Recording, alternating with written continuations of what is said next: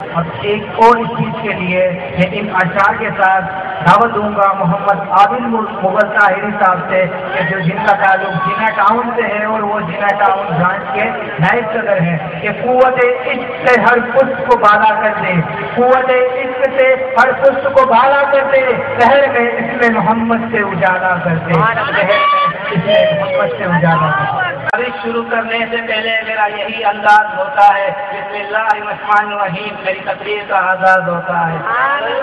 انداز بیان کرتے بہت شوق نہیں ہے، انداز بیان کرتے بہت شوق نہیں ہے، شاید کہ تیرے دل میں اتر جائے میری یہ بات۔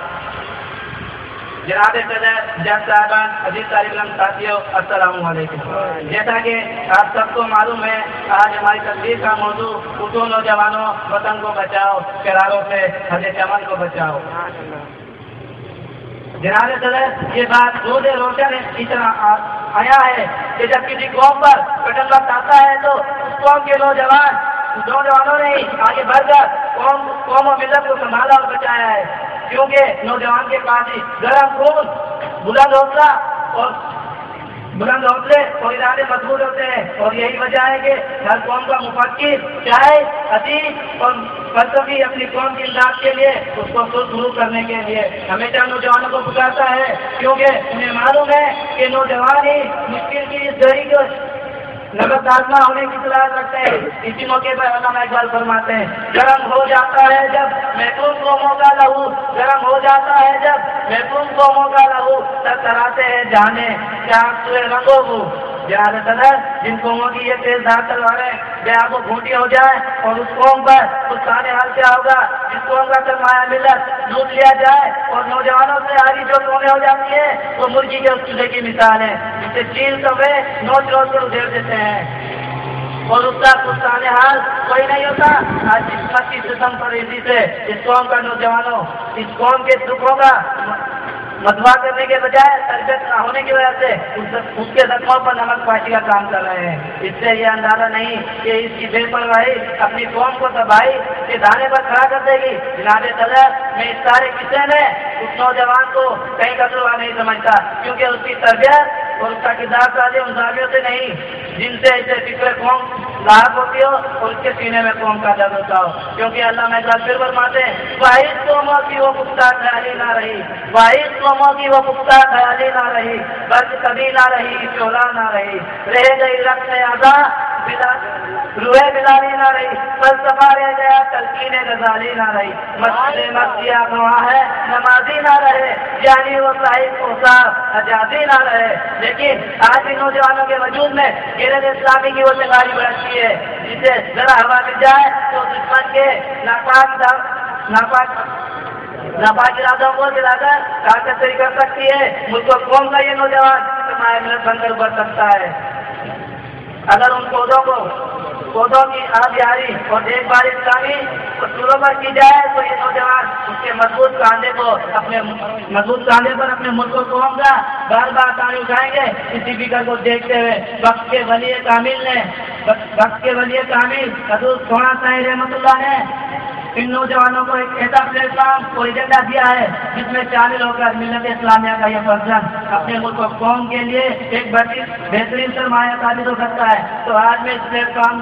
سے اپنے ملک و قوم کے نوجوانوں کو دعوت دیتا ہوں کہ دشمنوں کی بڑھتی ہوئی الزام کا اور ان کی معلوم سازشوں کا مقابلہ کرنے کے لیے اور دفاعی وطن کے لیے روحانی طلبہ جماعت کے پلیٹ فارم پر جمع ہو جائیں اور اپنی تعلیم و تربیت اور ہنرمندی سے اقوام عالم پر یہ ثابت کر دیں کہ اس قوم کا نوجوان اپنے وطن کی حفاظت کے لیے ہر دم تیار رہے اور اپنے چمن کو اپنی خوبی اخلاق سے مہکتا ہوا مسکا بنانے کو ہر دم پہنچا رہے ہیں۔ آگے میں اپنی تقریر اسلامی شعر پر کروں گا۔ آج بھی ہو جو ابراہیم کا ایمان پیدا، آج بھی ہو جو ابراہیم کا ایمان پیدا، آپ کر سکتی ہے انداز درست۔ ایک اور اس چیز کے لیے دعوت دوں گا حافظ عبد الرحمان طاہری صاحب کو کہ جن کا تعلق ارائن چوک سے ہے اور وہ ارائن چوک کے صدر ہیں کہ عقابی روح جب بیدار ہوتی ہے نوجوانوں میں، عقابی روح جب بیدار ہوتی ہے نوجوانوں میں تو انہیں اپنی منزل نظر آتی ہے آسمانوں میں۔ حافظ عبد الرحمان طاہری صاحب۔ دریا میں اتر کر لہروں سے جگڑتا ہوں، ساحل پہ کھڑا ہو کر میں سازش نہیں کرتا۔ معزز سامعین محفل، خلفائے کرام، اس سازش کی طرف سے السلام علیکم۔ جیسا کہ آپ سب کو معلوم ہے کہ مجھے آج جس موضوع پہ کشائی کرنے کی دعوت دی گئی ہے وہ ہے اٹھو نوجوانوں وطن کو بچاؤ، شراروں سے ہدے چمن کو بچاؤ۔ جناب صدر، اللہ رب العزت کا لاکھ لاکھ شکر ہے کہ ہمیں ایک آزاد اور مختار وطن اسلامی جمہوریہ پاکستان میسر ہے، کیونکہ انسان اپنے وطن سے پہچانا جاتا ہے اور یہ ہماری بڑی بختی ہے کہ ہم اس کی امبر فضاؤں میں سانس لیتے ہیں، اس کے فلک کو پہاڑوں کی رفتوں کا حج اٹھاتے ہیں، اس کے گھنے جنگلات کے نظارے کرتے ہیں، اس کے وسیع اور کھلے دریا کھلے صحراؤں میں جھولتے ہیں، اور اگر دن کو اس کے آفتاب درخشاں کی پہلی کرنوں سے فکر و نظر کو منور کرتے ہیں تو شب تاریخ کے سناٹوں میں چاند ستاروں کی شیریں ضیا بازیوں سے ایک حسرت کا سامان فراہم کرتے ہیں۔ ذرا ایک لمحے کے لیے سوچئے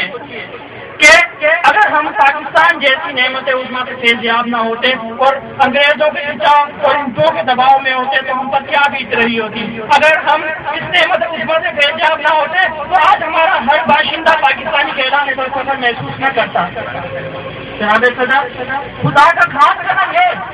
خدا کا خاص کرم ہے کہ ہم پاکستانی کہلاتے ہیں، نہ کہ سندھی، بلوچی، سرحدی اور پنجابی بننے کے خواہاں ہیں۔ ہم سب کسی ایک دھرتی ماں کے بیٹے ہیں، ہمارا خدا ہے، ہمارا رسول ہے، ہمارا قرآن ہے، ہمارا لباس ہے، ہماری زبان ہے،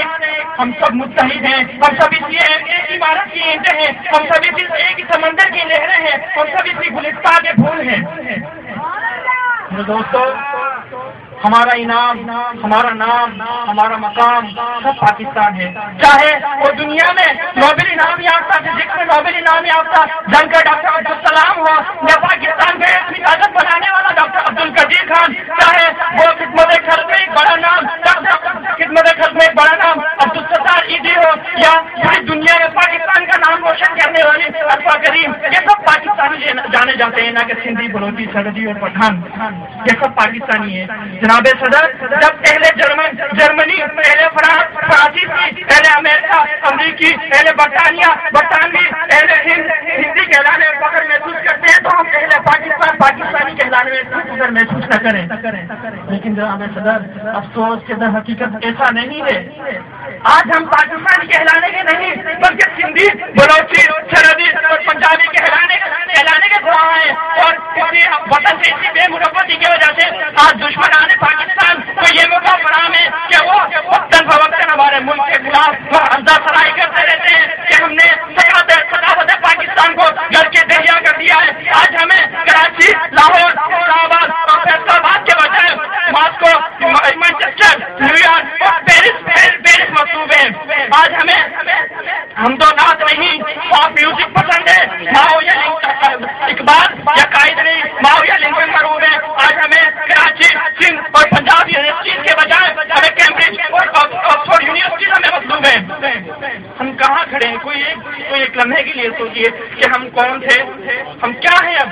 پہلے کہاں تھے اور اب کہاں ہیں۔ مگر افسوس کہ وائے ناکامی متائے کارواں جاتا رہا، وائے ناکامی متائے کارواں جاتا رہا، افسوس کے کارواں کے دل سے احساس ضیاء جاتا رہا۔